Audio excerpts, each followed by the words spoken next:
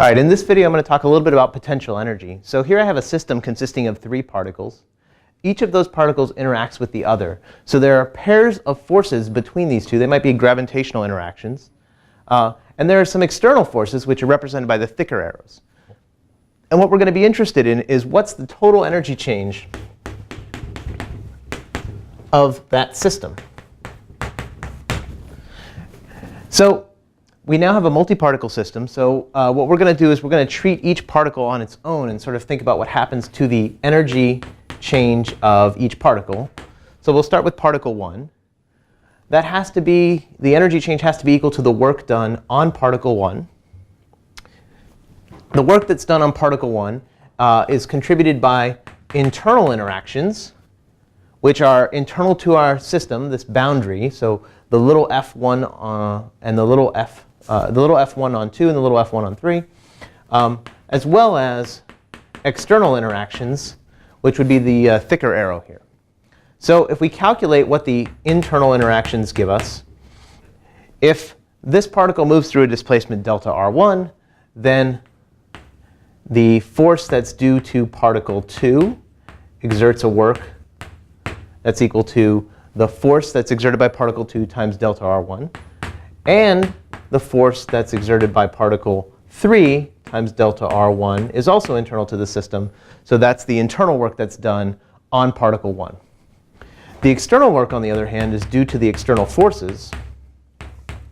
So that would just be big F external times the displacement of particle 1. So the sum of these two gives you the total work that's done on particle 1. It also gives you the total energy change in particle 1. So we can do this for each of these particles. We're going to get exactly the same kinds of terms. We'll get an internal term for particle 2, an external term for particle 2, an internal term for 3, and an external term for 3 as well. When we add these up and we calculate what's the total energy change of our system, it's got to be equal to the total energy change of each of our particles. And like I said, we're going to have internal terms, which are due to the little f's, the little forces. So we'll have a total internal term. And we'll have an external term, which is due to all the big f's. Now, because this is inside the system, that is, the works that are done internally to the system are inside the system, we can rewrite this equation just a little bit. And we can talk about the total energy change of the system subtracts from, or we subtract off the internal work that's done, and that's equal to the total external work. Everything on this side is internal to the system.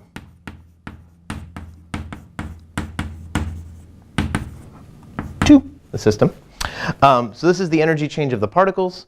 These are the interactions that the particles experience due to other particles inside the system. This is outside of the system. So this is the surroundings. So what we can see, we can clean this up a little bit. I will get rid of this part here.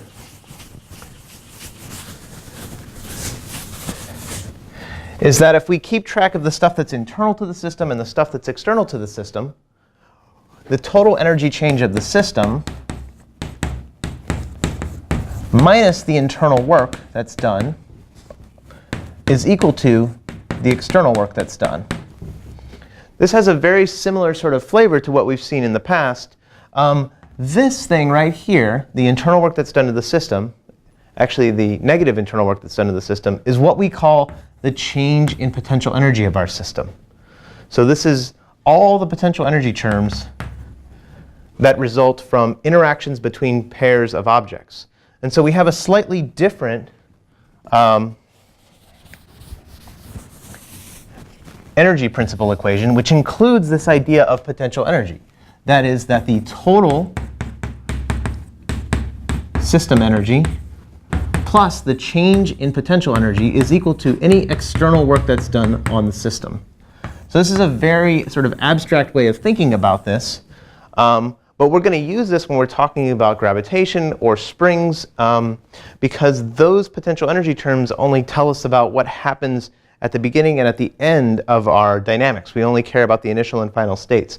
That becomes a very useful and powerful way of thinking about how the energy changes in a system.